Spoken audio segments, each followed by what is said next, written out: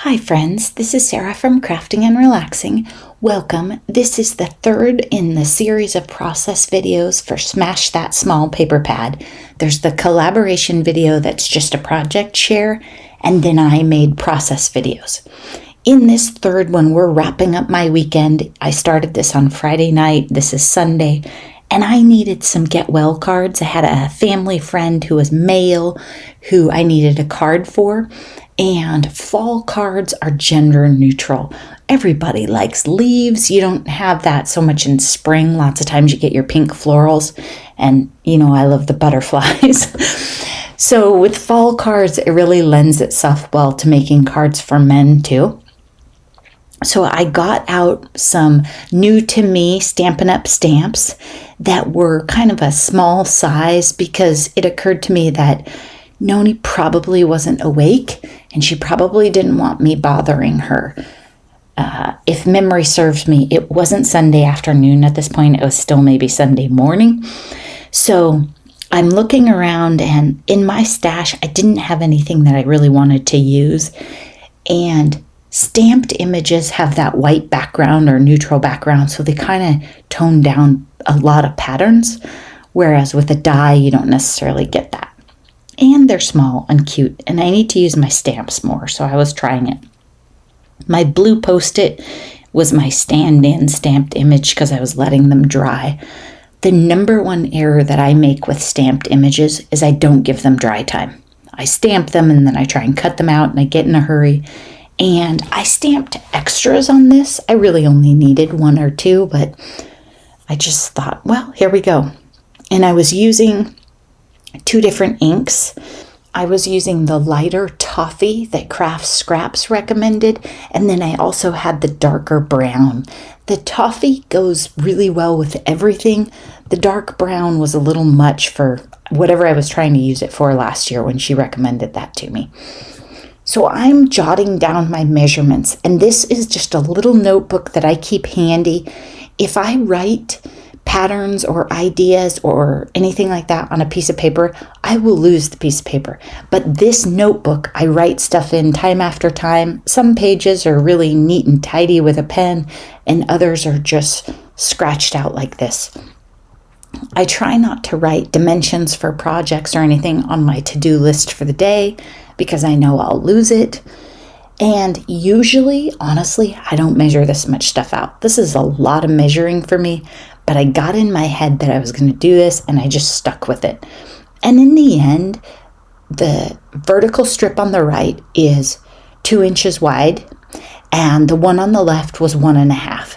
So if you just play with those and then whatever scraps you had, you could piece them together. I could have done way more scraps, but I did like the variety of having completely different size pieces, not just strips. And it's probably smarter when you're gluing things down to start at the top. I used the Gina K tape runner, which was not smart because it kept hanging off the edge for me. But on this first one, that tape runner will let you lift something back up, which art glitter glue will not really let you do. So I try and avoid the need for that when I'm using art glitter glue or my ATG. But Barely Arts probably would have let me. But I don't like to take paper that has glue all over it and put it in my paper cutter either. See, I'm trimming it down because I didn't glue it on straight. Look, what do you know? I glued it on perfectly. It was all centered. Again, that's the trick of the paper cutter. You have to have a really fine blade to be able to cut hairline stuff off. This one, my big orange Fiskars one, that green one that I broke and gave up on was great for that too. It just really wasn't meant to be used by someone who's hard on things like me.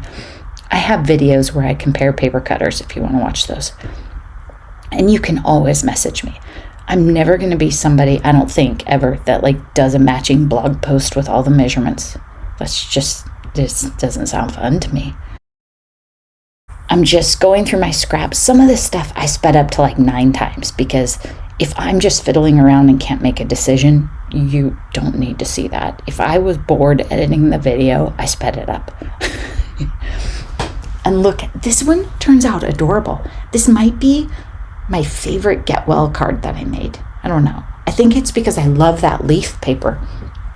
And when I was laying this card out, if you were watching, I was going to use the other side of that, which was a solid burgundy, but then I realized it was the leaf paper and I didn't. It's really cute. And again, I'm just trimming the craft so that it looks like I just amazingly center things. And all those little hairline things, I just throw those on the floor and vacuum them up later. Sometimes I throw them in my little trash box right there, but either way, I'm never going to use them again. By now, I've realized the get well to make this card, right? I'm doing 4 in a row, speeding it up. You have to trim it pretty tight. So I just went boom, boom, boom, and I got it figured out. Then I liked the scene for the house or farm or whatever. I just hadn't used it, and I didn't like it with busy embellishments. But again, a stamped image kind of calms things down so you can have really busy patterns. And if you think about it, Christy Marcotte uses a lot of stamped images. She rocks the pattern papers like nobody, and stamped images will do that for you.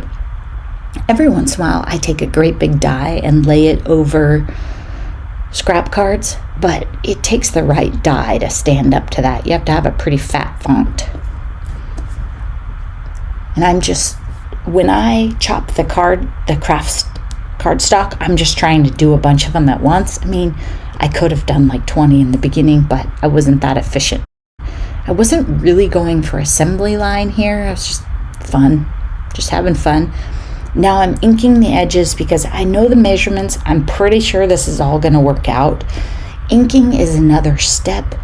If you love the look, go for it. If it's too complex, messy, or time-consuming, or you don't like the look, don't do it. It's not at all a requirement. It's just, it's almost like adding a layer of cardstock kind of helps things pop off the page a little. But if it doesn't bring you joy, don't do it. If it wasn't meant to be, it'll slow you down. So right here, what I did was that piece of paper is too long. I didn't trim it, so then I wiped the glue off the end of it, took the plastic cover off my cutter, sorry, I got that too far over, and had to trim it down. And somehow in all that madness, I managed to re-ink the end, which I was super proud of, because that's what happens to me when I ink stuff, is I forget to ink some of the pieces on the page, or I layer more later. I do that in journals a lot. If you look at my journals, just pretend that, it's a style. Some things are inked and some aren't. I really like that heart right where it was. I think I should have just glued it there. And that card was perfectly fine without it. It didn't have to have it. And the minute I glued it down, I remembered I was trying to make gender neutral ones. So that one less so. That's okay. I have this one that's leaves, and then that second one from the left that also works. Remember, if you're trying to make gender neutral things, you're going to have to dial back the hearts, the butterflies, the bling. Sometimes I make a great card and then I take it too far. But, sometimes I do that with layers too. I'm just tidying up. That thing turned out cute. I cut part of the embellishment off. I cut it narrower, and I liked it that way too. So now I have thanks so much, and I just decided to mix up the layout of the card. I don't know why. Maybe to make things too complex. There's something green in that stamp. It's the first time I've ever used it. Almost looks like paint, but I just tried to scrub it out of there, and then I called it good. Mostly, what you have to be careful of is that somebody like me didn't use a stamp before and not clean it, and then you come around and try and use it with the light tan ink, and it messes up your project. But whatever was in there was like a weird green, and it was not coming out. When I stamp an image that I don't like, the S on that was messy because I pushed too hard or rocked it. I just hit it with a pencil. So if I get in a hurry later, I don't cut out a bunch of things, or if I'm sitting watching TV and the light isn't quite as good, I don't cut it and glue it on a card, because then I'll be mad. Silly. I mean, I should be able to tell if it's that bad, but that's just a pickiness thing I do. Here, I am trying to make this new layout that somehow exists only in my mind. And then I decided I'm going to try it like this, with a bunch of open space. Love to hear your thoughts on this card, what you think of it.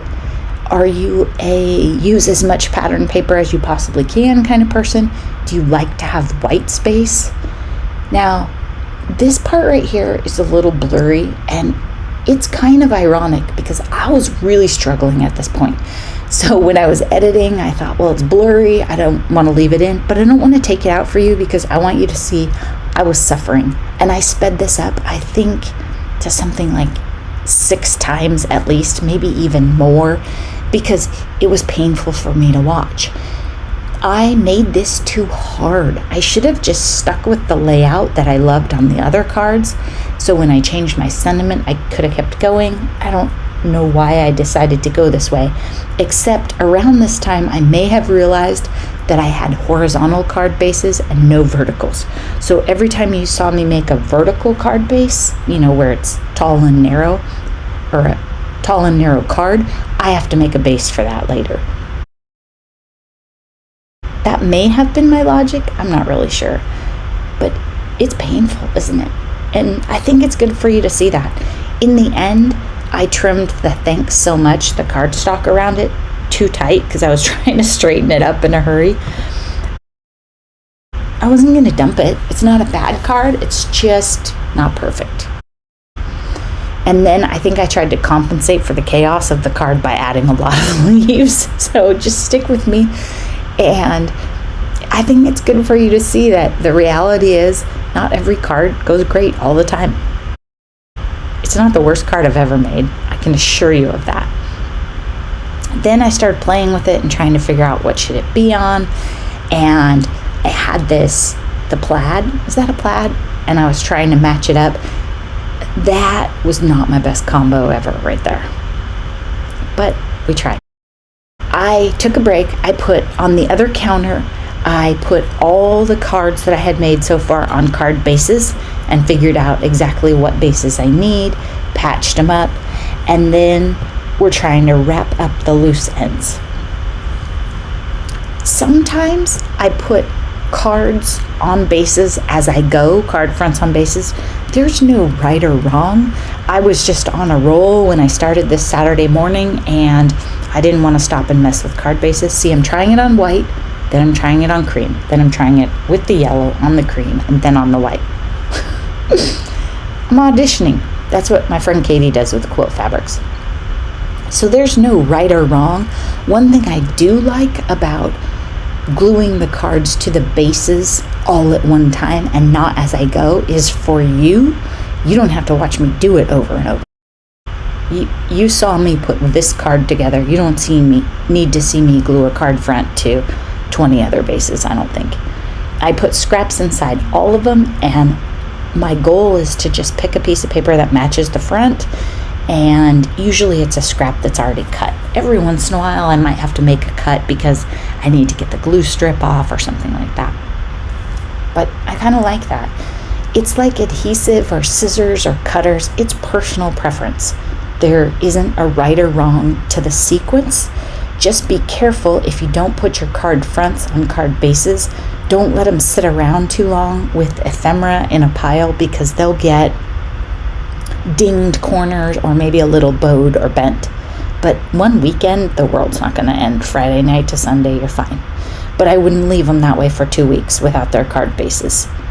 Does that make sense? All right, I'm using the strip at the very top, and if you cover it up with ephemera or something, you're fine. And I knew I had these giant ephemera pieces. If you watch Letty, who is Party Paper, oh no, I'll never get it. Anyway, she's really good about doing that. She uses her strip with the hole in it and covers it up quite a bit. I think it's really important to use every bit of your paper in some way. Sometimes I cut out the center hole and use those for strip cards. It just depends on how you've cut the rest of the paper and how much you have to work with. If I don't like the paper, I just throw it away. You can do that too.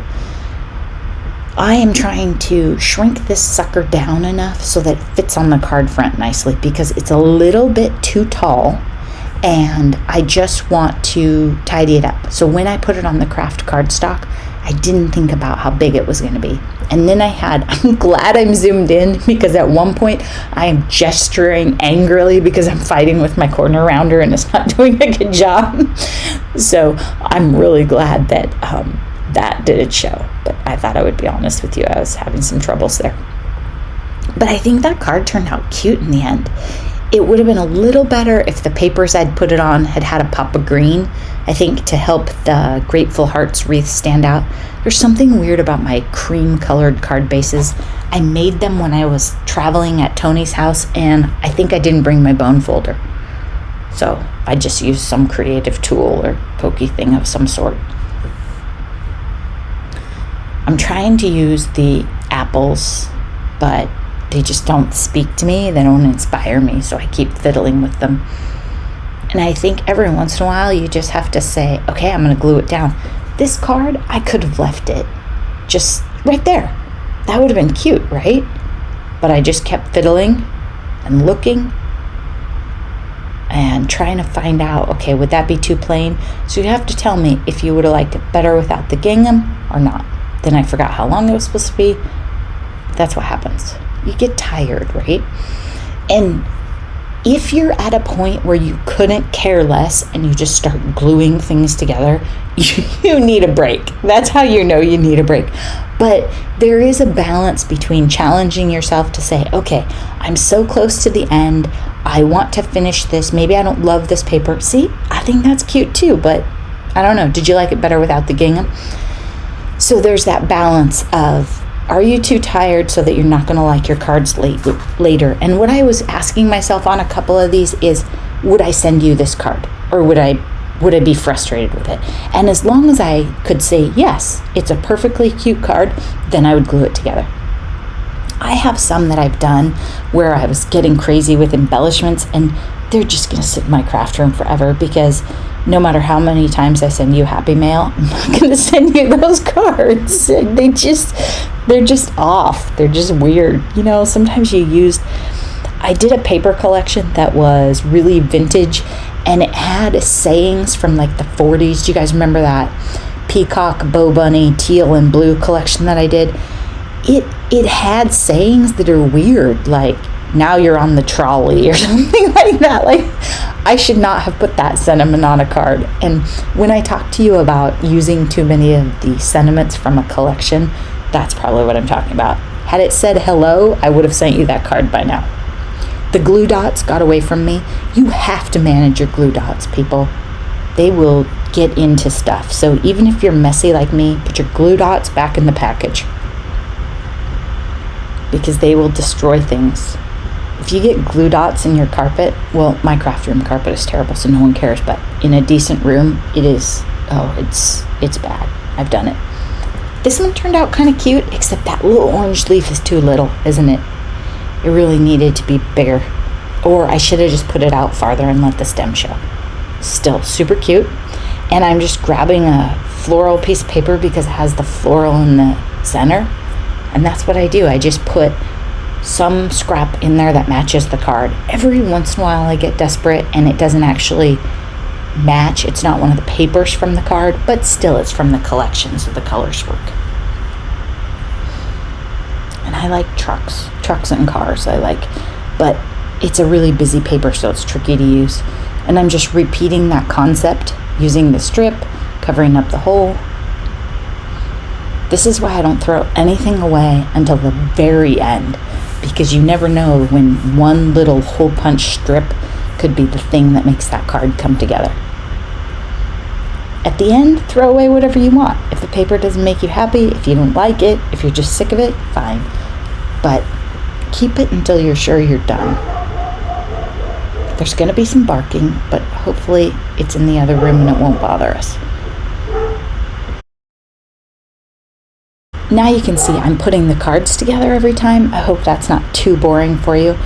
This one I was trying to add enough in. I'm trying to offset this big orange circle. Have enough other interests that it calms down and it's not a big problem. Then I put a scrap in there that matched and we're done with that one.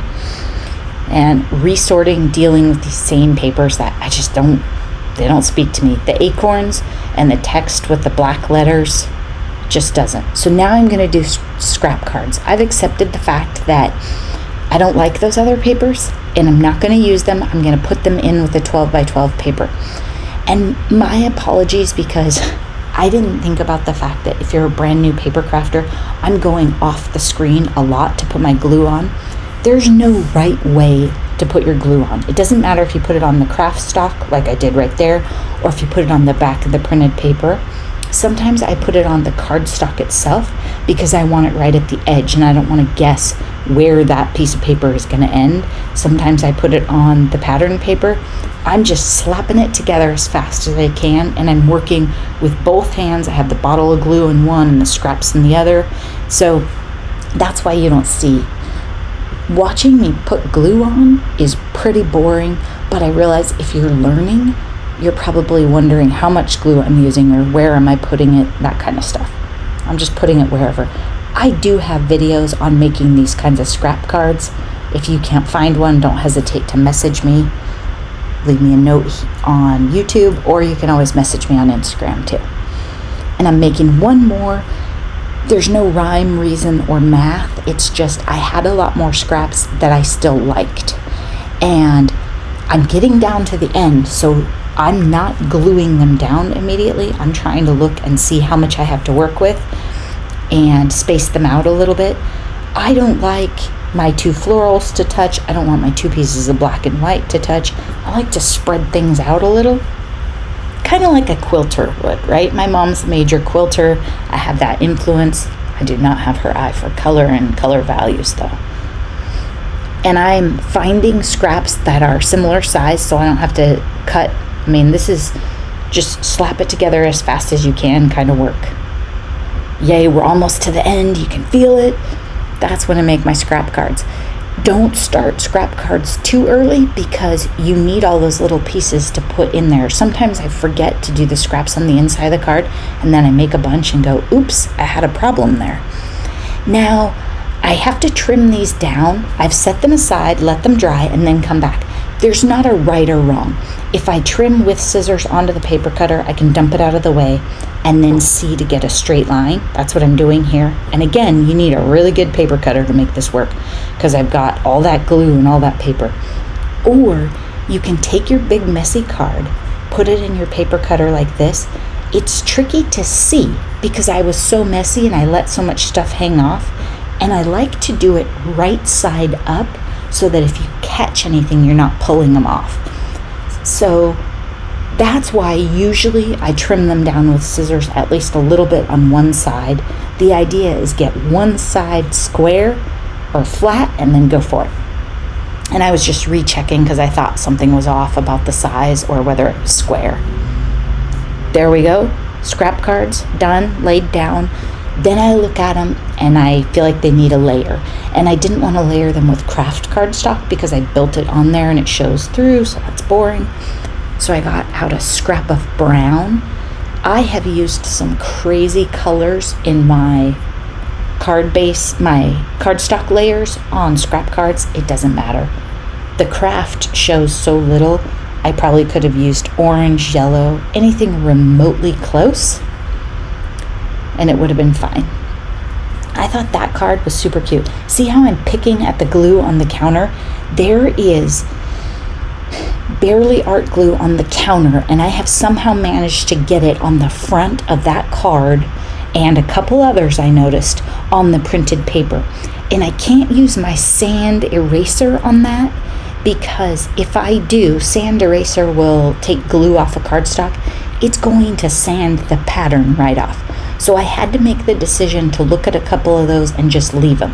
I have two kinds of erasers that I love. The sand eraser for dried glue and then the adhesive eraser. They're both in my Etsy store and the links are down below. The adhesive one is for sticky stuff like the Gina K roller or ATG. It just erases it right off. But when you get barely arts in kind of a, I'm not going to say a lump. Hopefully you aren't offended if you get that card.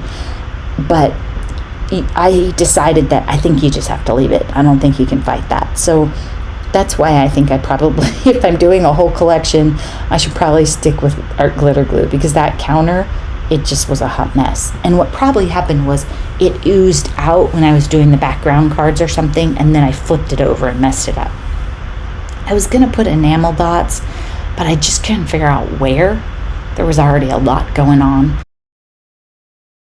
I hope this gives you ideas and inspiration and that you enjoyed watching this. Thanks so much. I also forgot to tell you, I set out 3 choices for Smash That Small Paper Pad for next month, and then I forgot to show them to you and ask for votes. So I'll probably do that in updates. Thanks for watching. Bye-bye.